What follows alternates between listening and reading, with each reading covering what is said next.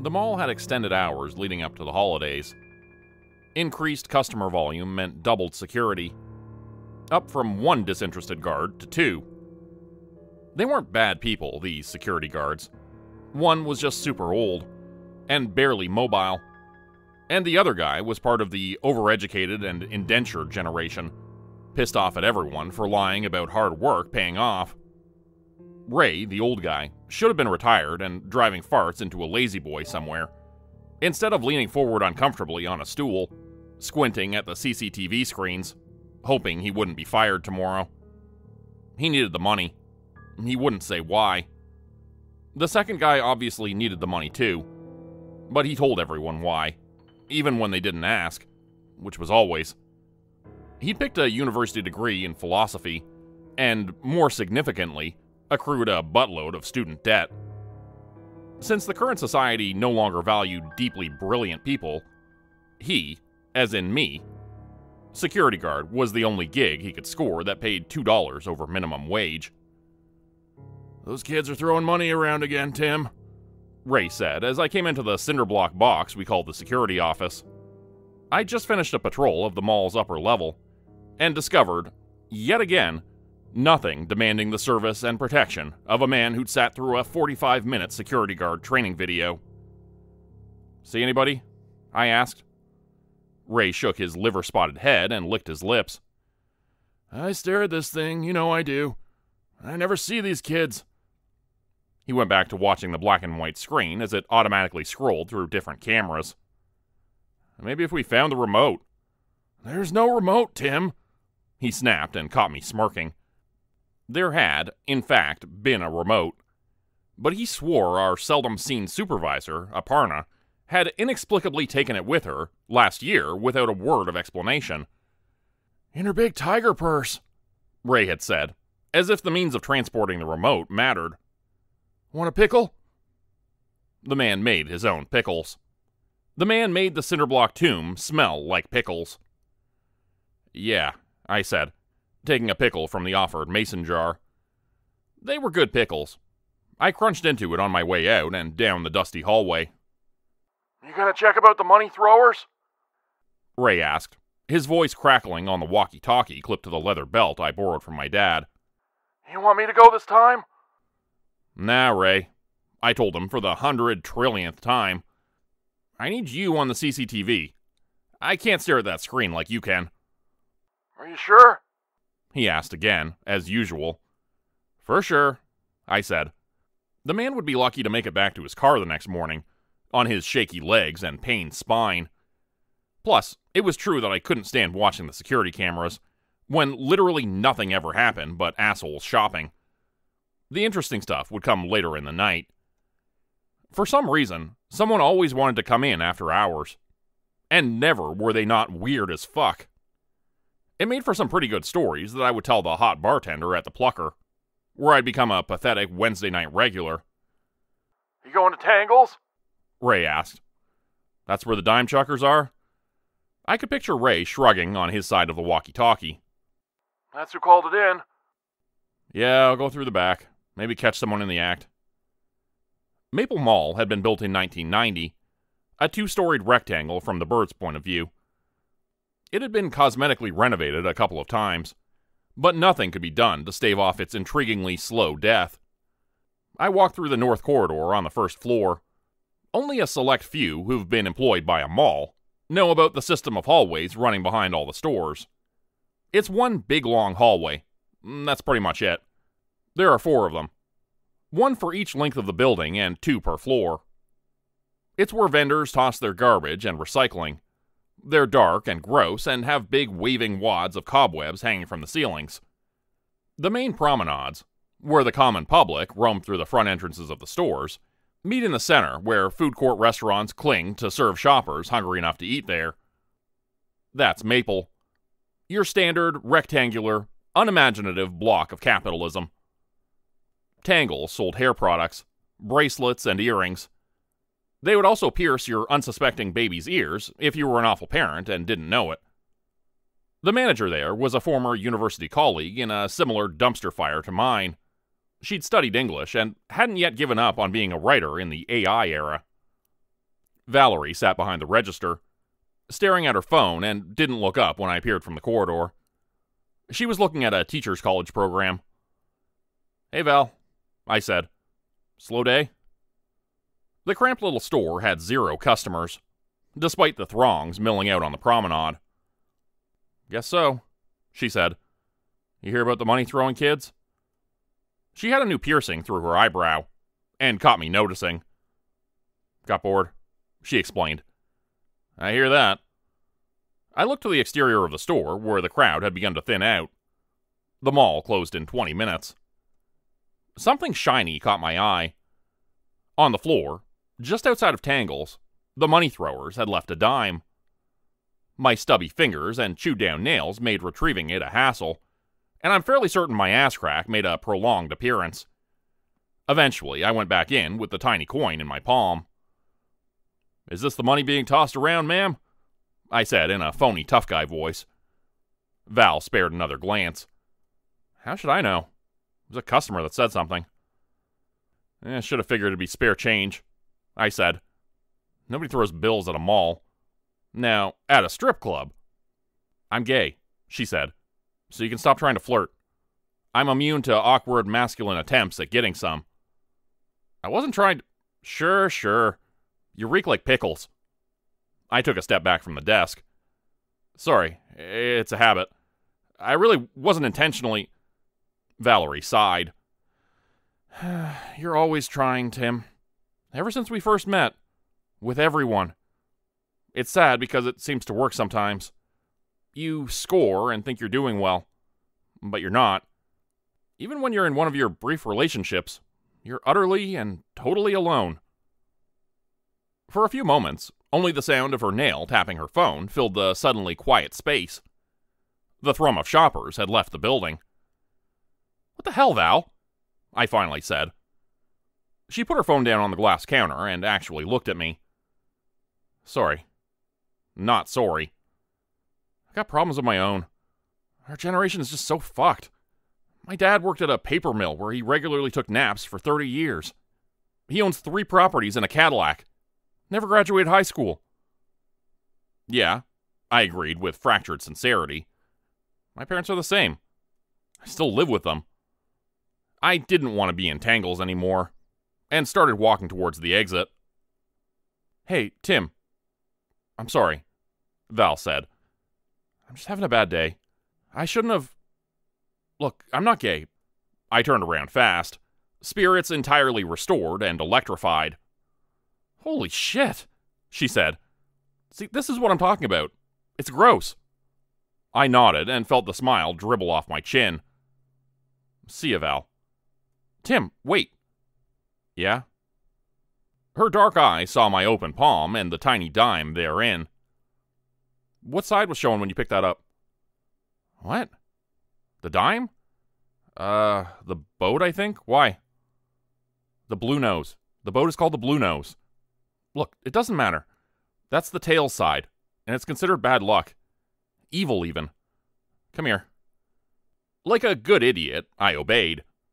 She opened a tiny packet of salt, poured the contents into her palm, and threw it in my face.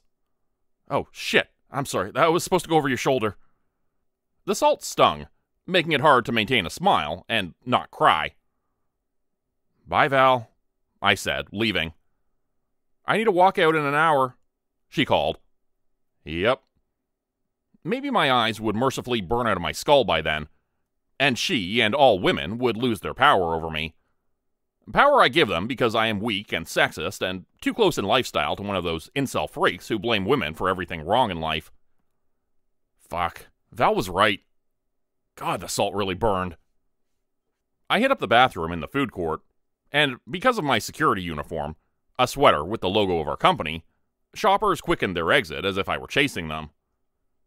Another Blue Nose had been left on the edge of the sink. I added it to the first one in my pocket, before rinsing my face and cursing, because this bathroom never had any paper towels. Fuck it. The sanctity of my uniform be damned. I used the sweater to wipe my face.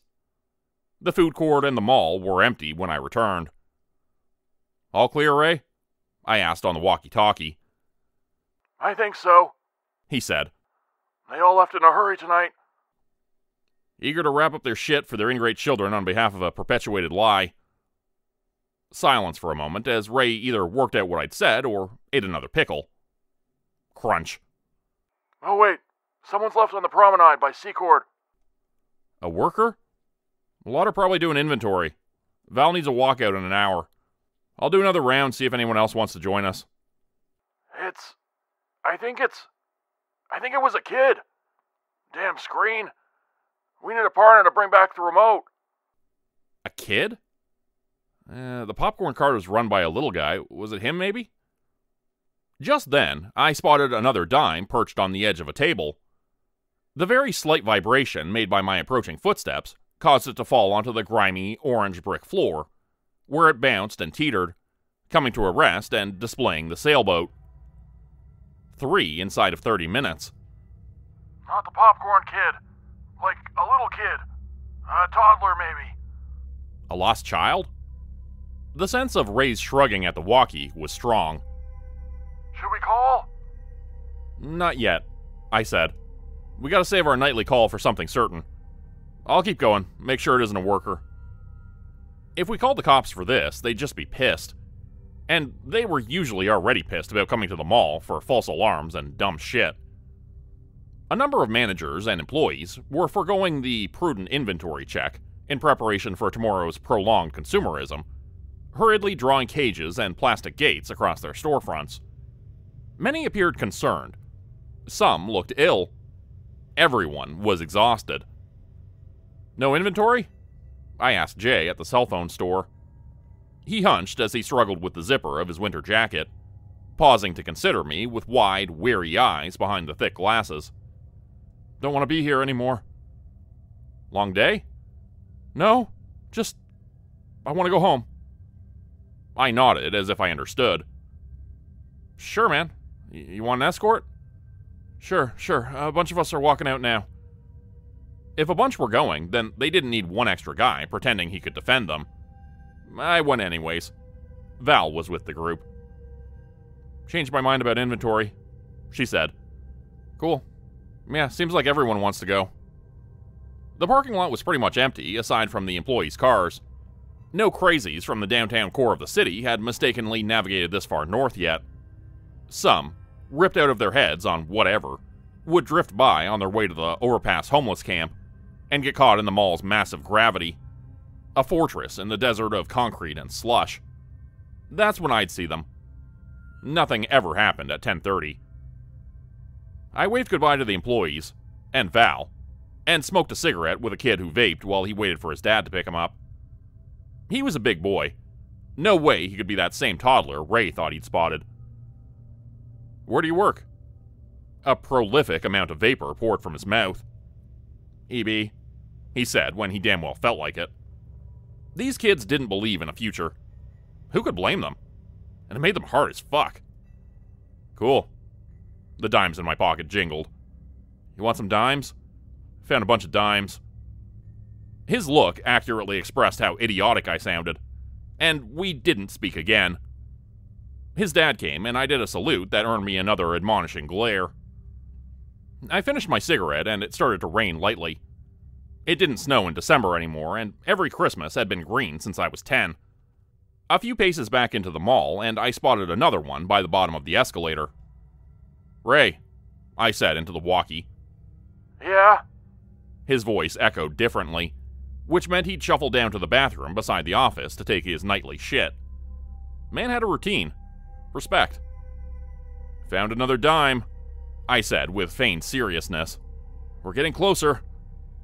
That's good, Ray said, but I couldn't tell if he cared or thought the issue was a joke. Haven't found any kid yet, though. I'll do another tour just to make sure. Ray grunted, and I heard the impact of fecal matter in water. Why he pressed down the walkie button so I could hear it, I'll never know. Remember the South Corridor? You haven't gone down there in a while. Sure, 10-4. What? It means I understand, I explained. But you already said sure. 10-4. Our conversation ended, and I made for the South Corridor behind the stores. Essentially, it was the same as the North Corridor. A really long cinder block hallway with recycling bins and some communal garbage cans. I didn't intentionally avoid it, but I always seemed to.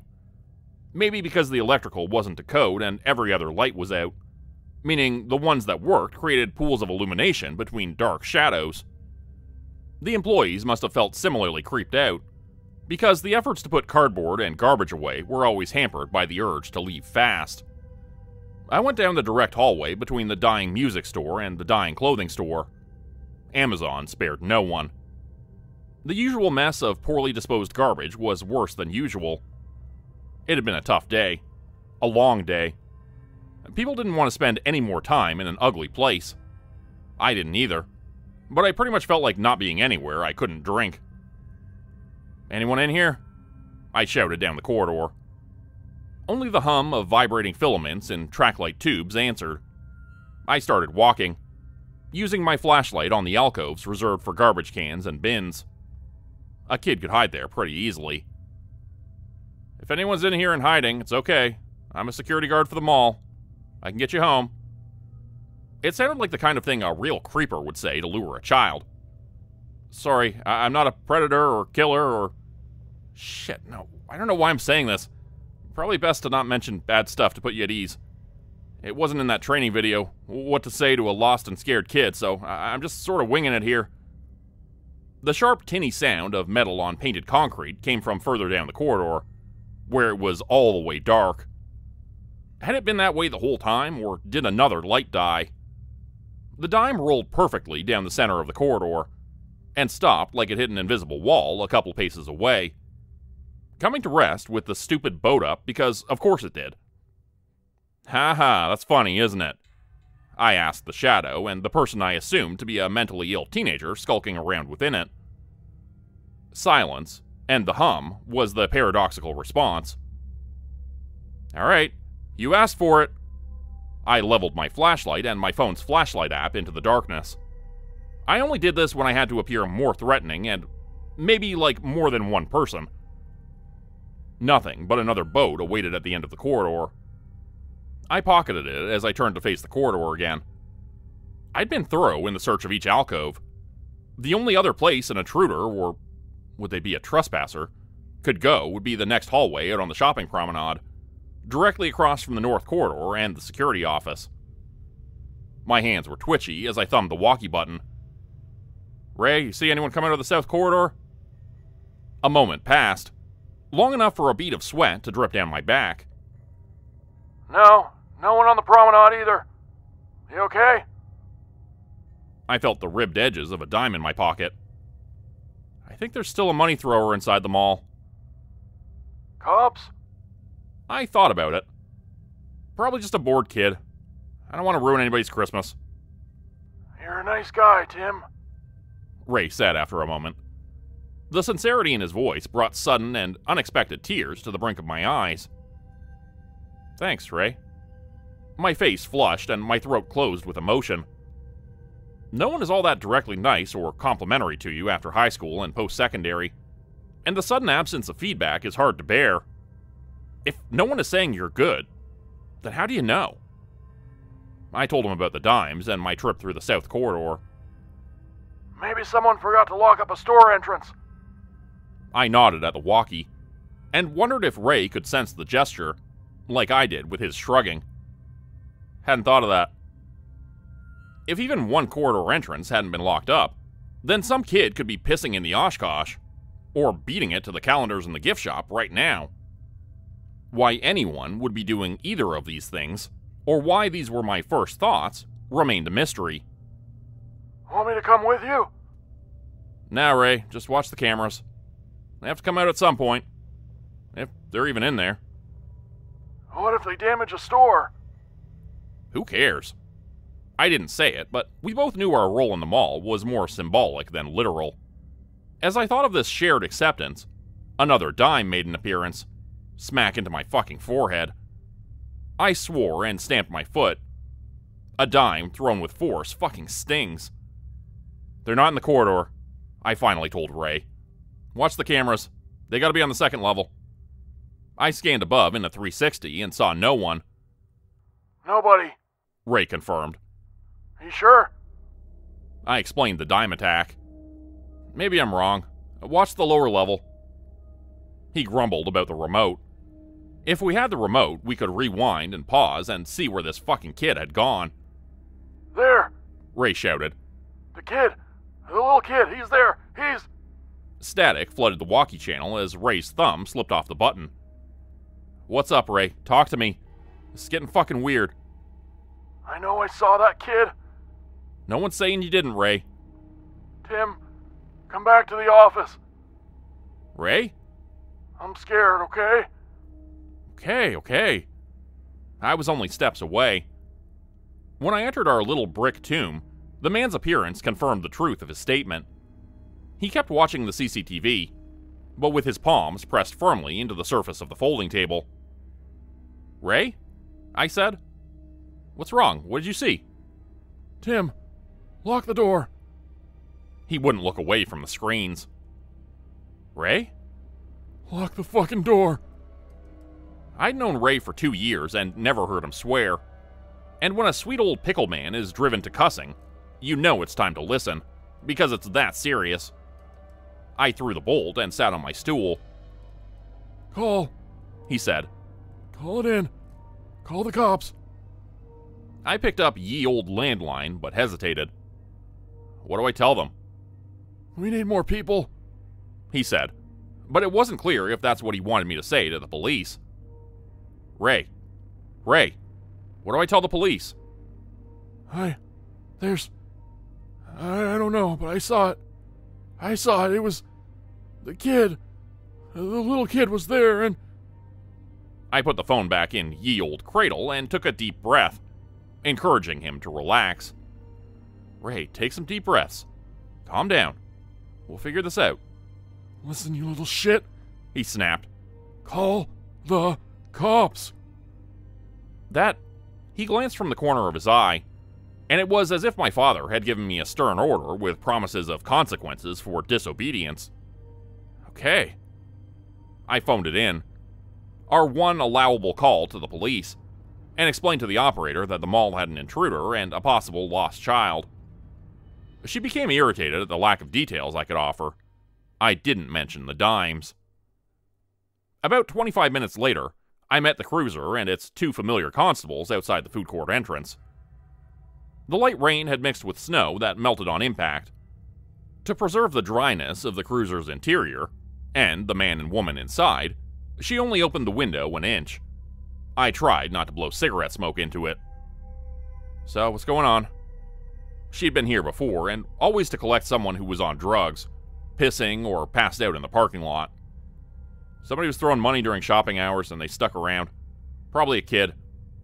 Really fast kid. Good at hiding. She said something to her partner I couldn't hear, and he snickered. Okay, she said, and pulled away fast, parking the cruiser up on the sidewalk. The bored-looking constables emerged and slowly adjusted their bulletproof vests. Go back to the security office. We'll take a walkthrough. Ray and I watched them stroll on the CCTV. They're not taking us seriously, I said. What did you tell them? What I could. Someone's in the mall. So they're doing their job? Ray said. He'd calmed down a little. What can they do? Run around like cowboys with guns ablazing? He made 2 finger guns to emphasize ablazing. Doing our job, I muttered, for like 10 times the money. What? Huh? You wanted to call this in, I said argumentatively. Not me. Now we're the guys who cried wolf. That story wasn't on the training video. If anything, the video encouraged guards to call the police for any damn thing that was suspect. Aparna's take was different, and she cited the wolf boy often. Pretty much whenever the cops had to be called. Security guards, especially mall guards, were not well regarded by the police, because they mostly called in juvenile shit. Constables would rather spend their valuable time protecting people. Are people being threatened? Aparna would say. That's what you have to ask yourself. The dimes are threats. They threw one right at you, Ray said, recalling the same lesson from Aparna, apparently. He suddenly pointed at the screen. Look. The constables had stopped at the hallway leading to the southern corridor. There were 3 such hallways. One directly across from our cozy northern corridor, where I'd come out, one roughly in the middle of the mall, where I'd gone in, and the furthest one from us, where the constables hesitated. The CCTV switched to an empty view of the food court. A heavy thud hit the outside of our door. Ray and I shit our pants metaphorically. 3 more quick knocks followed. Impatient. Powerful. We looked at each other and then back to the rattling deadbolt. The pounding resumed. Slowly at first, and then gaining speed. "Fuck off!" I shrieked, and my voice broke prepubescently. The knocking ceased abruptly. Somehow the silence that followed was worse. Like the nauseous feeling before throwing up. "Open the goddamn door," the constable ordered.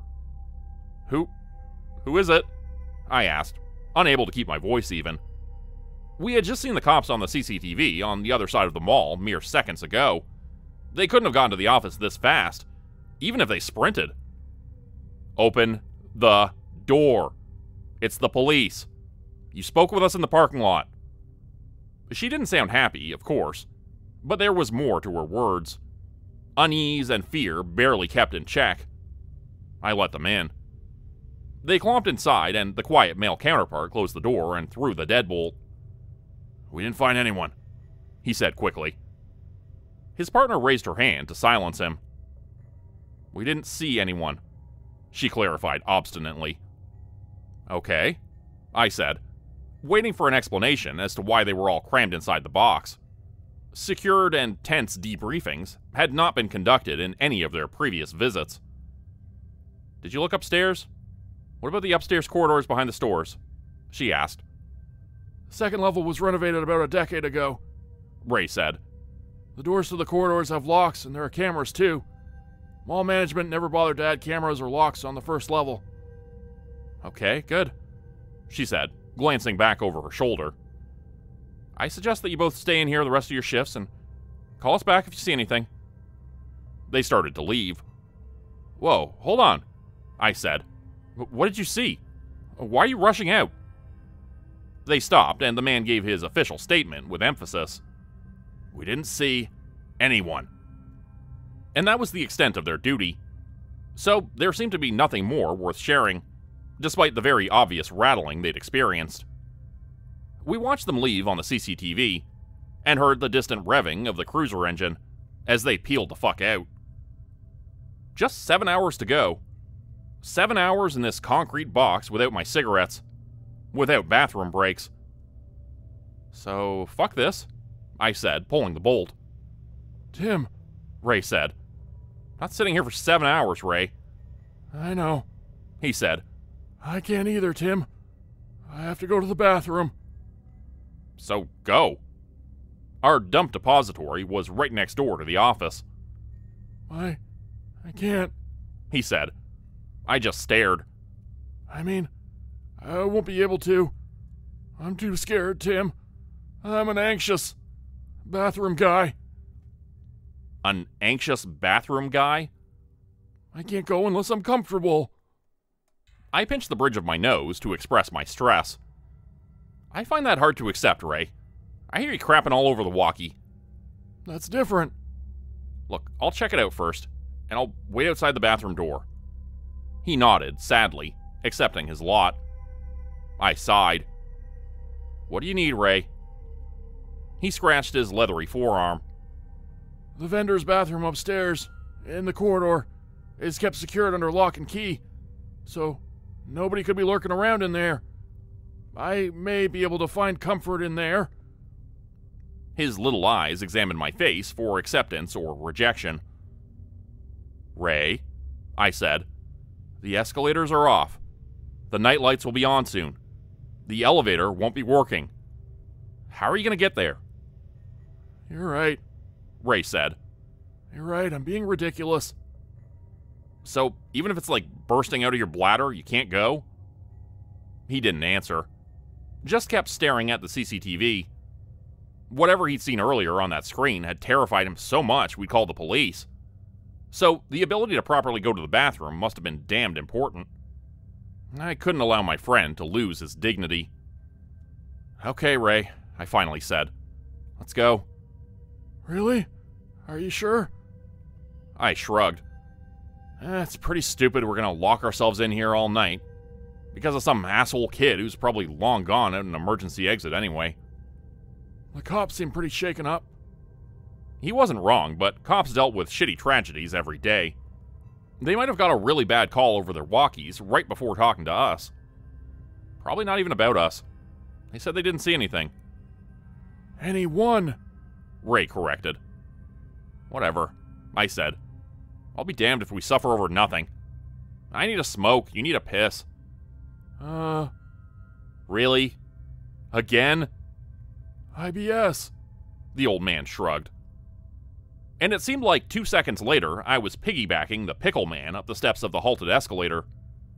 Ray had attempted to walk at first, using me as support, but the ascent was an impossible obstacle for him.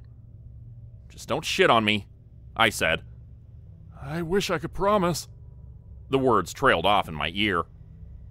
When we got to the second level, I didn't put him down. We moved faster this way.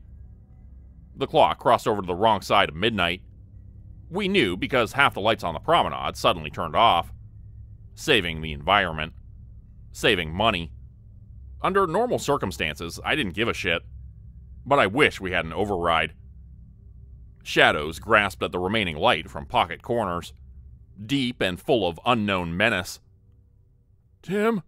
Ray whispered like he was being strangled. It's behind us. I moved slightly faster, as fast as I could go, down the corridor hallway and to the locked door.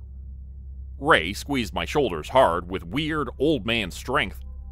I brought the key out smoothly, bucking the cliche bumbling I'd seen in horror movies, and got us in, dropping Ray down as gently as I could. Lock it, he said, a pile of skin and bones crumpled on the floor. I did as he asked. What'd you see, Ray? What was it? He grasped his stomach. After, Tim. After. It's coming. I helped him sit upright to look into his face. Did you mean shit? Your shit was behind us, or did you mean it as in shit now and the it was something else before? He didn't answer because shitting your pants is apparently a bigger priority than ghosts or demons coming after you. He staggered and leaned into me, and I dragged his light weight until we came to the corner where the nicer bathroom was. Thanks, Tim, Ray said. He limped inside and softly closed the door, leaving me outside in the corridor. The lock turned, and the occupied sign at the top lit up in red, providing a fun, hellish hue to the already darkened area. I didn't come up here regularly because there wasn't a reason to. We had our own bathroom. And besides, whatever mischief vendors got into during the day in their own bathroom was not my problem. But then again, I wondered, what if someone else had gotten in? The training video hadn't mentioned jurisdiction. What if Ray's literal shit wasn't what he'd meant was following us? A dime bounced off my forearm. It fell and struck the side of my shoe. Blue Nose presented, of course. It had been thrown from the nearest shadow. My eyes adjusted slowly to the silhouette there. A child. Ray, you almost done? I tapped my knuckles against the doorknob without taking my eyes off the apparition. He mumbled something and kept on mumbling like he was talking to himself. Come on, Ray. I need someone to confirm this. It began to skip toward me. I pressed my back into the bathroom door. Nothing emerged under the blue track lights in the corridor, but it was still there. I could feel it watching me. I knocked again. Ray? Ray? Almost, Ray shouted angrily. The second dime came from above the lights, like a drop of rain, a shifting in atmospheric pressure underway. It was about to pour. The coin struck the floor and rolled through my legs, resting near the slit beneath the door. A second later, and the Blue Nose slid under as if shoved by an invisible finger. Jesus Christ! Ray howled. Tim? Was that you? Was that fucking you? No, it wasn't me. What the fuck? Why? The sound of a scuffle of some kind occurred inside the bathroom. I rattled the handle. Ray, you okay? What's going on? Another dime struck my ear, pinging off the door. Then another. Then all of them. 100 maybe. Trickling from the ceiling and then ending abruptly. I watched them all bounce and roll toward me, the bathroom, and toward Ray inside. When I looked down the corridor next, there were more. Many more children forged from the darkness. I couldn't press any harder into the steel door. What the hell do you want? I winced as they walked, skipped, and disappeared into the walls, into the floor. Invisible footsteps. Soft, padding sneakers crept closer. Ray, for fuck's sake, let me in. Another deluge of dimes rattled the back of my head, and many more rang off the steel as I pounded it with my fists. Ray! Ray! In total panic, I ran my shoulder against the door. I don't know whether the lock busted or if something else opened it. I only remember what I saw when the rain of dimes stopped. A steel panel underneath the sink had been removed and leaned against the wall. The floor looked like a yard sale of children's clothes and toys. Amongst the carefully organized spread, in the center, gazing upward without eyes, was a child-sized skull. I didn't, Ray said after an eternity of silence. I found my voice and brought out my cell, confusion turning to disgust, hardly able to breathe. Don't fucking move. You can't. We already used up our call for the night, he whined. I think they'll make an exception. I didn't kill them, he said while we waited in a paralyzed state for the cops. He by the toilet, me in the doorway. Only one kid died. It wasn't my fault. Shut your mouth, I managed. If he made me speak again, it would be with my fists. The shadows at my back seemed to speak directly into my thoughts. The hundreds of ghosts in the corridor were for stolen innocence. All except one. He just stopped breathing. There was nothing I could do. Constables arrived to take Ray away before I could kill him. They also collected evidence of his crimes. I sat in the back of a cruiser to answer questions and keep warm. I held nothing back, and the constables, the same ones from before, weren't incredulous or confused. They hadn't seen anyone, but they had seen something. The truth swam in their tired expressions.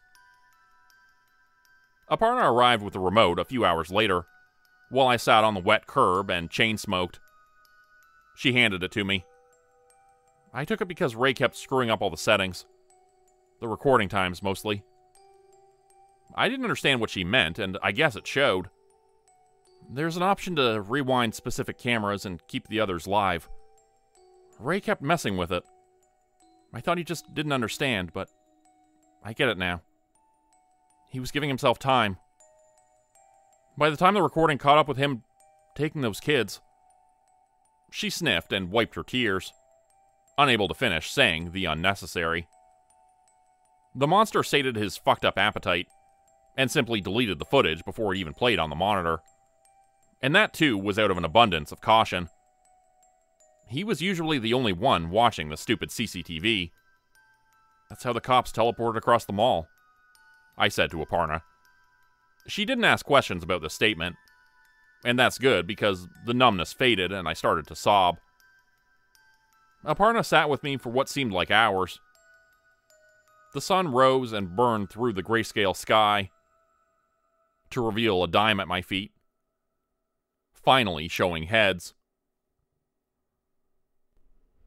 Become a channel member today for early access, bonus videos, and special emojis only available to members. Check out the description below or click the join button for more info. If you'd like another way to help support the channel, please consider joining my Patreon page at patreon.com/JordanGroupHorror. As a patron, you'll get access to bonus videos and content. You'll be credited at the end of every video going forward, and if you decide to stay for 3 months, I'll name a character after you which will be featured in a Hollow's End story. Links to join the Patreon are in the description. Thanks everyone for listening. Please like, subscribe, and comment to help the channel continue to grow. And see you again next time at 4 p.m. Eastern Standard Time. Hope you have a great night.